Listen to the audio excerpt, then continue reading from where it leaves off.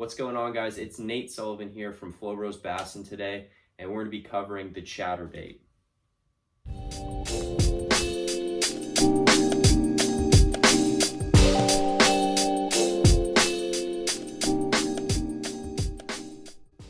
Alright, so now I'm going to explain to you guys why the Chatterbait is one of the top 3 baits in my arsenal. I always have one of these tied on, guys, because they're so versatile, especially in the lakes we fish. We usually fish lakes with a ton of grass that treble hooks get hung up in, even jigs get hung up in, anything gets hung up in them. And for some reason, this thing never seems to get hung up. I don't know what it is, if it's just rips out easier, but I fish this thing through the heaviest grass and it just rips through. Now, most of the time when I get my bite, it's ripping it through the grass. So when I rip it and it comes through the grass, I see fish react to it right then. It's a lot like how people say lipless crankbaits are when you rip it through the grass. Now, you could also call this a bladed jig. It's not always called a chatterbait because it's just a jig with a blade on top of it. When you fish it, the blade bounces back and forth, causing noise, vibration, all kinds of that junk. And it causes reaction strikes from fish, especially some that can't normally see it.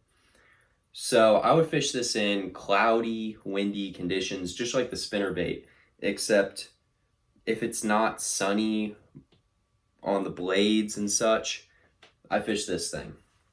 This thing, for me, is like the Senko for most people. It just catches fish. No matter what, this thing I'll always rely on. If I'm having the toughest day ever, it's always this bait. Now, I throw this bait on a TP1 speed stick by Lew's with a 7:1 gear ratio and 14-pound fluorocarbon. Now, some people think 14-pound fluorocarbon's too heavy.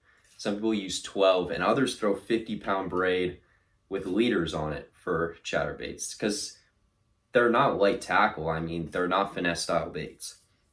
So I fish it on a 7.3, and it's also a moderate action rod. So it kind of can be used for crankbaits on a more versatile scale. So the reason I picked 7:1 is because I want to be able to slow this thing down when they're not biting it fast without it being like extremely tedious. But also, if I want to burn it, I don't want to have to be reeling hard all day, wearing myself out. I mean, obviously fishing isn't that tiring, but if you're out there for 8 to 9 hours, like, it's going to get tiring. So that's why I choose this rod and reel and this line for it. A lot of people choose other setups. I mean, this is just what I use. This is what I've found successful for me, and this is what's proven for me. This is what I throw it on. Now, the colors. Colors are just like soft plastics. You don't want to throw chartreuse and white when it's really, really dark. Nothing else seems visible. In murky water, I like to throw my black and blues, my June bugs, all that kind of stuff. In clear water, natural colors, green pumpkin, brown, all those kind of things. You want to match this with the conditions you're putting it in. And in my opinion, this thing can go through a lot of conditions. I've caught more fish on this in the past 3 months than any other bait. Overall, I think you guys should definitely tie this on. If you guys have learned something from this video, please drop a like. We're heading on our way to 200 subs. So please drop a sub, go check out our other videos because we're constantly posting once to twice a week. Thank you guys for watching. Please leave a like, comment, subscribe. Social media links are right above. And I'll see you guys in the next video. Tight lines, everyone.